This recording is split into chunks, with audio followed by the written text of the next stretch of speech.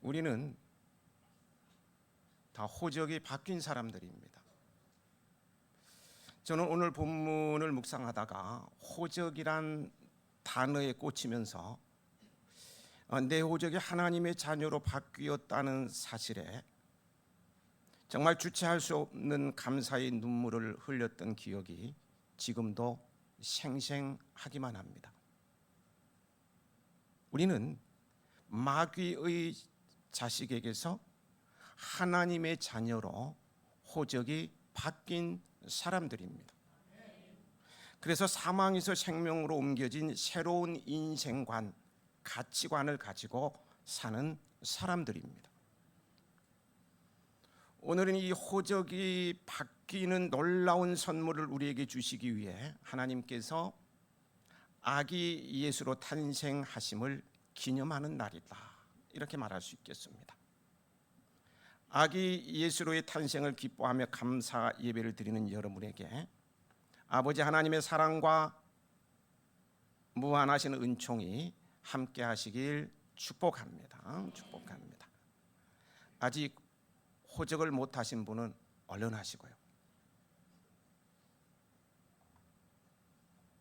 천하로 다 호적하라고 명을 내린 가이사 아구스도는 로마의 초대 황제로 본래 이름은 가이우스 옥타비우스로요. 그는 매우 탁월한 황제로서 그가 황제로 있을 때 로마는 가장 흥왕하였습니다. 그가 황제로 있을 때 당시 로마의 영토는 페르시아, 중동 지역을 말하죠. 페르시아에서부터 영국까지 확장되었습니다. 따라서 당시 로마는 온 지상의 제국이라고 불리워졌습니다. 그가 수리아 총독 관할에 있는 유대 백성들에게 호적을 하라고 명한 것은 인구 조사를 확실하게 하여서 세금을 원활하게 징수하고 식민지 지역의 질서를 확립하려는 이 두 가지 목적에서 실시했습니다. 그런데 이러한 호적 조사는 반드시 자신의 출생지에서 본인이 직접 해야 했습니다. 이에 요셉과 예수님을 잉태한 마리아도 그들의 고향인 베들레헴으로 가게 되었고요. 마치 산딸이 가까웠던 마리아가 그곳 베들레헴에서 아기 예수님을 낳게 되었던 것입니다. 요즘 같으면 만삭이 다 됐으니까 다음에 하겠습니다, 이렇게 청하면 받아들여질 수도 있지만은 그때는 황제의 명령, 곧 신의 명령이었기 때문에 이유를 달 수가 없었습니다. 그래서 만삭의 몸으로 갔던 것이죠. 근데 이 무소불이라 그러죠. 못할 것이 없이 마음 먹은 대로 다 할 수 있는 무소불위의 절대 권력을 휘두르는 가이사 아구스도에 의해 아기 예수님께서 베들레헴에서 태어나게 되는 것 같지만요, 그 명령 배후에는 예수님을 베들레헴에 탄생시키려는 하나님의 놀라운 섭리가 있었음을 우리는 알아야 합니다. 하나님께서는 일찍이 로마란 로자도 생기기 전에 주전 700년경에 미가 선지자를 통해서 메시아가 베들레헴에서 나실 것을 예언하신 바가 있습니다. 5장 2절에 베들레헴 에브라다야, 너는 유다 족속 중에 작을지라도 이스라엘을 다스릴 자가 네게서 내게로 나올 것이라. 이제 이 예언을 하나님께서는 아구스도를 통해서 이루시려는 것입니다. 하나님 어떤 분이십니까? 잠언서 8장 15절에 보면은요, 하나님께서는 왕들을 치리하며 방백들의 공의를 세우시는 분입니다. 그러므로 비록 이방 세계의 왕들이라도 그들을 신하처럼 부려서 하나님의 위대한 역사를 이루어 가십니다. 아구스도가 로마 제국을 주관하는 왕이라면 하나님께서는 온 우주 만물과 온 세계를 통치하시는 왕 중에 왕이십니다. 그래서 아구스도는 자기도 모르는 사이에 왕중 왕이신 하나님의 신하가 되어서 호적 명령을 내린 것입니다. 이와 같이 하나님께서는 구속 역사를 진행하실 때 세상 역사를 운행하시고요, 그 구속사를 성취해 나가십니다. 이 역사의 주관자 되시는 그 하나님께서 구속사적으로 우리나라의 이런 아픔 가운데서도 뭔가 이루실 일이 있는 줄 믿습니다. 그 하나님을 우리는 끝까지 의지하십시다. 요셉은요, 다윗의 후손이었으므로 호적을 하기 위해 베들레헴으로 올라갔습니다. 6절 7절에 나오지요. 거기 있을 그때에 해산할 날이 차서 첫 아들을 낳아 강보에 싸서 그 위에 누웠으니 이는 여관에 있을 곳이 없음이라. 강보는 옷감을 좁고 길게 만들어서 아기를 둘둘 말아 사용했던 오늘날의 포대기입니다. 아기에게 안정감을 주고 장기를 보호해 주며 온기를 주는 역할을 하여서 아직도 중동 국가에서는 이것을 사용하고 있습니다. 그런데 본문에 강보라고 번역된 원어는 찢다라는 말에서 파생된 단어입니다. 그러므로 신생아를 감아 덮을 천도 없어 가지고 있던 옷을 찢어 아기 예수님을 쌌던 것으로 여겨집니다. 여러분과 여러분 자신과 말이에요. 여러분의 자녀가 태어났을 때와 한번 비교해 보세요. 더 열악한 환경에서 참으로 비천한 모습으로 태어나신 것입니다. 구유는 짐승들이 음식을 먹는 여물통이도 젊은 사람들은 모를까? 밥그릇입니다. 그들은 아기를 포대기에 싸서 건초를 넣는 구유에 눕혔을 것입니다. 그렇게 할 수밖에 없었던 이유는 본문에 여관에 있을 곳이 없음이라 라고 밝혀주고 있어요. 여기서 여관은 우리가 생각하는 그런 여관이 아닙니다. 당시 여관은 지붕 하나에 여행객들이 쉴 수 있는 공공 휴게소 같은 개념이었어요. 밖에서 자는 것보다 조금 나은 곳입니다. 초라하고 지저분한 곳이었어요. 그런 곳조차도 사람들이 너무너무 많아서 거할 수 없었다고 말합니다. 당시 2층으로 지어진 집인 경우에 2층은 숙소이자 생활 공간이고요, 1층은 부엌으로 사용하다가 밤이 되면 가축들을 들여놓는 곳이었습니다. 아마도 요셉과 마리아는 이런 1층도 아니고요, 목자들의 경배를 받는 것을 보면 따로 떨어진 동굴 같은 우리에 있었을 것입니다. 아무튼 사람이 초라하게 남아 있을 수 있는 곳에도 아기 예수님께서 거할 곳이 없었다는 말입니다. 이것이 누가가 기록하고 있는 예수님의 탄생 모습입니다. 여러분, 아무리 비천해도 구유에서 출생한 사람이 있습니까? 우리 주님께서는 이렇게 아주 비천한 신분으로 오셨어요. 예수님께서 이토록 비천한 인간으로 오신 이유가 뭔지 한번 생각해 볼 필요가 있지 않을까요? 이유가 뭡니까? 다른 데 있지 않아요. 바로 비천한 사람들의 친구가 되기 위함입니다. 누가 비천한 사람입니까? 지금 에어컨을 튼 건가요? 에어컨? 너무 더워서. 아니면 난방? 에어컨? 예, 비천한 사람들의 친구가 되기 위해서 왔는데요. 누가 비천한 사람입니까?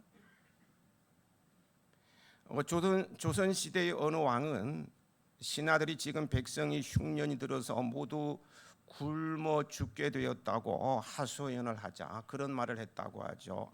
왜 다들 밥만 먹으려고 하느냐? 다락에 있는 약과와 과일도 좀 찾아서 먹으라고 해라. 지체 높은 사람들, 고난을 겪어보지 못한 고귀한 사람들은 비천한 사람들의 처지를 알 수 없습니다. 그러니 그들의 친구가 되어줄 수 없어요. 예수님께서 이렇게 비천한 인간이 되어 오셔서 비천한 자의 친구가 되어 손을 잡아주시고 동정해 주시고 도와주시고 구원해 주실 수 있음에 감사드리십시다. 누가 비천한 사람입니까? 하나님 앞에서 비천함을 느끼는 성도에게 주시는 주님의 위로와 약속과 기쁨의 말씀이 있습니다. 히브리서 4장 15절 16절입니다. 우리에게 있는 대제사장은 우리의 연약함을 동정하지 못하실 이가 아니요 모든 일에 우리와 똑같이 시험을 받으시니로되 죄는 없으시니라.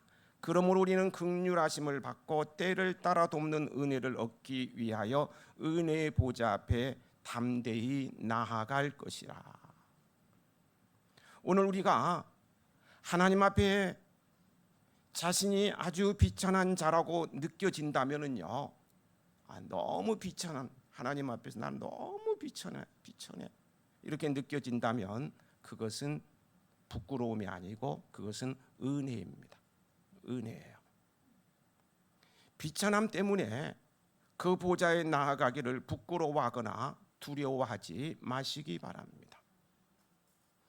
우리와 하나님 사이에는 우리의 비천을 모두 체험하시고 우리를 동정하신 중보자 예수 그리스도께서 계십니다.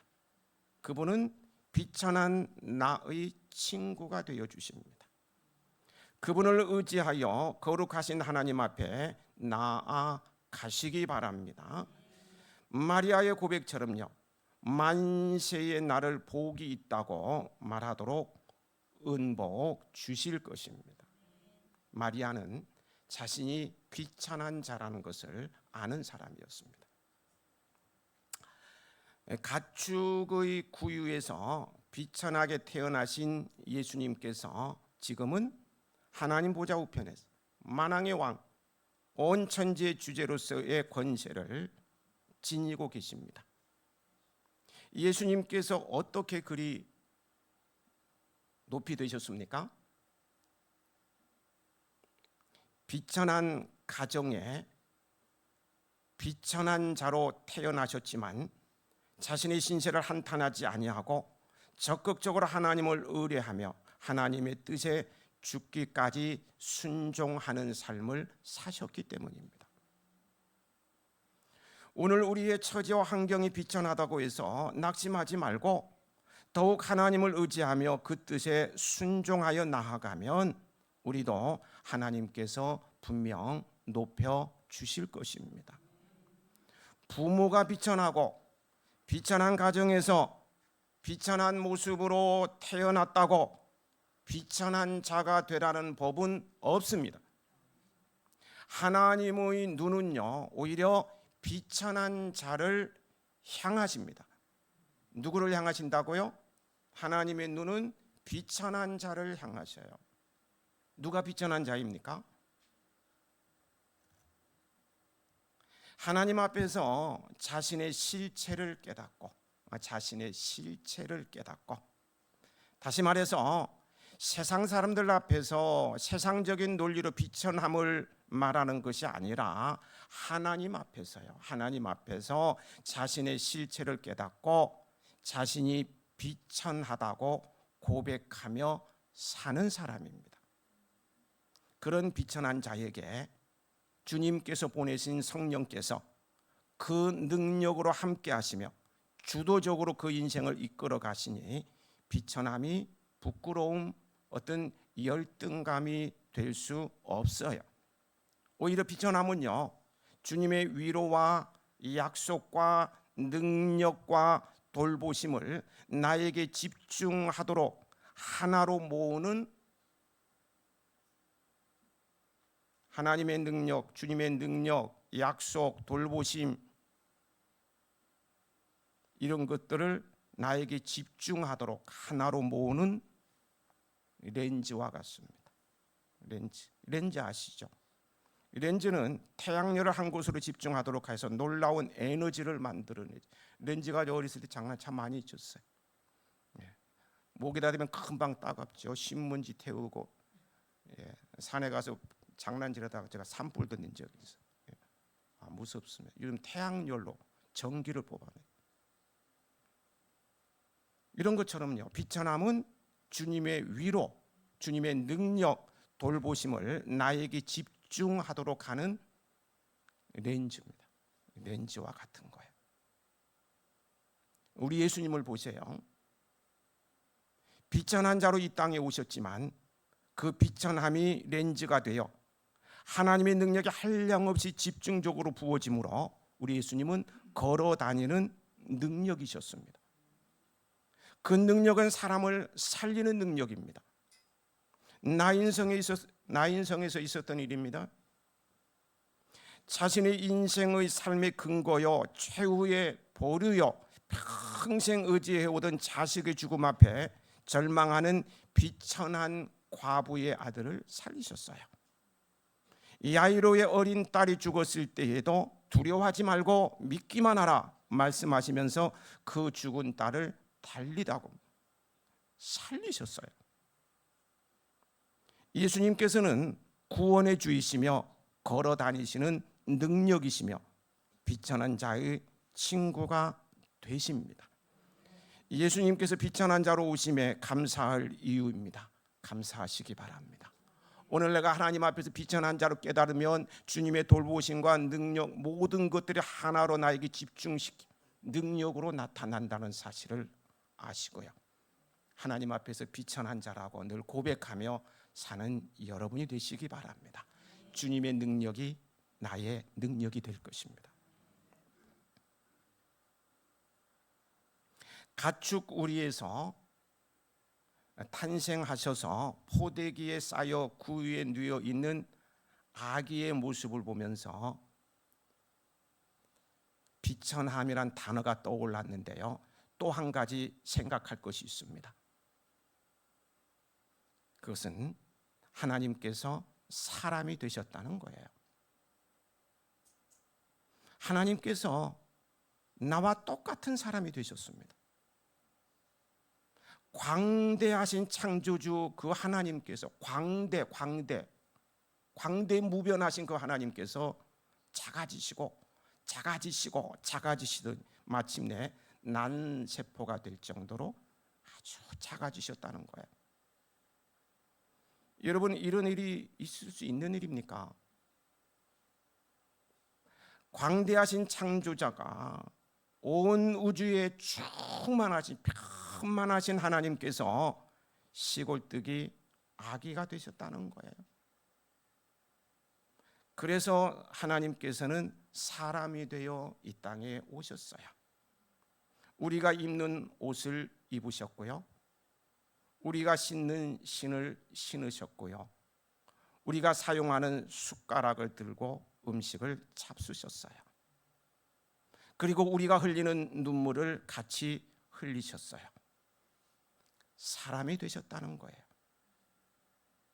여러분, 동병상련이라는 말을 아시죠? 서로가 같은 병을 앓고 살아갈 때 서로를 아끼고 사랑한다는 말입니다. 처지가 같으면 서로를 이해하고 사랑하게 됩니다. 서로 위해주고 어떻게 하든 도움이 되고 싶어 합니다. 하나님께서 구유에 누인 아기가 되셨다는 것은 동병상련의 법칙이 그대로 우리에게 적용되는 것입니다.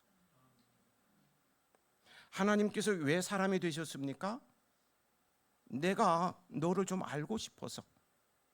하나님께 내가 너를 좀 알고 싶어서 사람이 되신 거예요. 여러분 지금 우리 구유에 누신 우리 주님을 생각하고 있는데요. 구유에 누인 아기, 그 구유를 붙들고요. 하나님 붙들고요. 하나님도 나처럼 사람이 되셨나요? 하고 한번 여쭤보시기 바랍니다. 하나님께서 뭐라고 대답하실까요? 구유를 붙잡고 하나님도 나처럼, 지금 나의 모습 나처럼 되셨나요?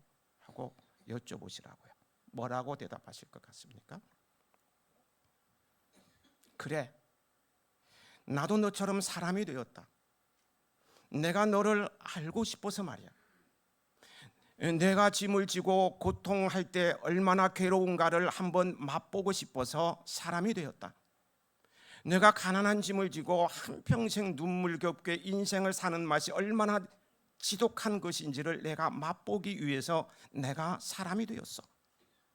내가 세상에서 사랑하는 자를 여의고 고독하게 눈물 지으며 하루하루 사는 것이 얼마나 고통스러운가를 내가 좀 맛보기 위해서 나도 너처럼 사람이 되었단다. 세상에서 겪는 실패, 허무, 불안, 공포가 어느 정도로 무서운지, 세상에서 너희들이 겪는 것이 얼마나 지독한 것인지를 내가 친히 맛보기 위해서 나도 너처럼 사람이 되었다. 이렇게 대답하실 거예요. 비천한 자로 오셔서 포대기에 쌓여 구유에 누인 아기 예수님께서 우리에게 주시는 메시지가 바로 이것입니다. 동병상련. 동병상련. 서로가 같은 병을 앓고 살아갈 때 서로를 아끼고 사랑한다는 말이라고 했어요. 처지가 같으면 서로를 이해하고 사랑하게 됩니다. 서로 위해주고요, 어떻게 하든 도움이 되고 싶어 합니다. 그러기에 예수님께서 사람으로 오신 것입니다. 그래서 내가 경험하는 걸 다 경험하셨어요. 동병상련. 그래서 나를 이해하시고 나를 도와주시고 위로해 주시고 건져 주시고 능력으로 세일을 행하게 해주시고 그러시는 거예요. 이 사실을 우리가 마음에 깊이 담으며 감사한다면요, 이 동병상련, 이 사실을요 우리가 마음에 깊이 담으며 감사하면 세상에 오신 주님께서 나를 위해 엄청난 감격과 감사와 기쁨을 안겨주십니다. 할렐루야. 안겨주시는 거예요.